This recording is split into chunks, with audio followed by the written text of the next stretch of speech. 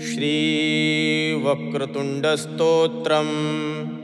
ॐ ॐ ओंकाररूपं हिमकररुचिरं यत्स्वरूपं तुरीयं त्रैगुण्यातीतलीलं कलयति मनसा तेजसोदारवृत्तिः।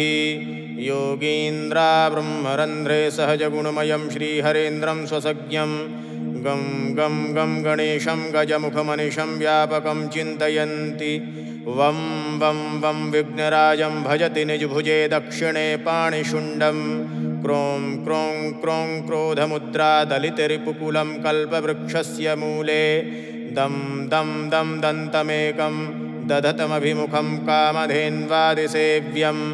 धं धं धं धारयन्तं दधतमतिशयं सिद्धिबुद्धिर्ददन्तं।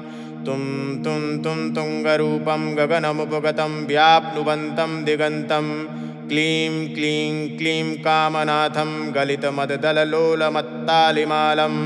ह्रीं ह्रीं ह्रीं काररूपं सकलमुनिजनध्येयमुद्दिक्षुदण्डं। श्रीं श्रीं श्रीं संश्रयन्तं निखिलनिधिकलं नौमि हेरम्बलम्बं। ग्लौं ग्लौं ग्लौं कारमाद्यं प्रणवमयमहामन्त्रमुक्तावलीनां। सिद्धं विघ्नेशबीजं शशिकरसदृशं योगिनां ध्यानगम्यं। डां डां डां डामरूपं दलितभवभयं सूर्यकोटिप्रकाशं। यं यं यं यक्षराजं जपति मुनिजनो बाह्यमाभ्यन्तरञ्च। हुं हुं हुं हेमवर्णं श्रुतिगणितगुणं शूर्पकर्णं कृपालं। ध्येयं यं सूर्यबिम्बे उरसि च विलसत्सर्पयज्ञोपवीतं। स्वाहा हुं फट् समेतैष्ठ ठ ठ सहितैः पल्लवैः सेव्यमानैर्मन्त्राणां सप्तकोटिप्रगुणितमहिमध्यानमीशं प्रपद्ये।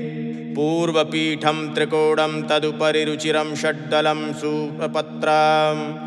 तस्योर्ध्वे बद्धरेखा वसुदलकमलं बाह्यतोऽधश्च तस्य।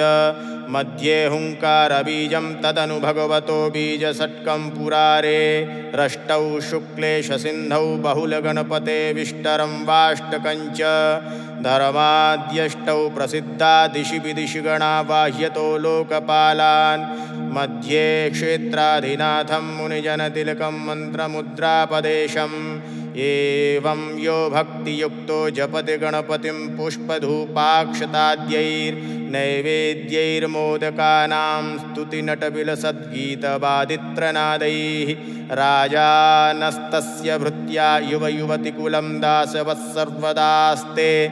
लक्ष्मीः सर्वाङ्गयुक्तां त्यजति न सदनं किङ्कराः सर्वलोकाः। पुत्राः पौत्राः प्रपौत्रा रणभुवि विजयो द्यूतवादे प्रवीणो। यस्येषो विघ्नराजो निवसति हृदये भक्तिभाजां सदेवः। इति शङ्कराचार्यविरचितं वक्रतुण्डस्तोत्रं। गणपत्यर्पणमस्तु।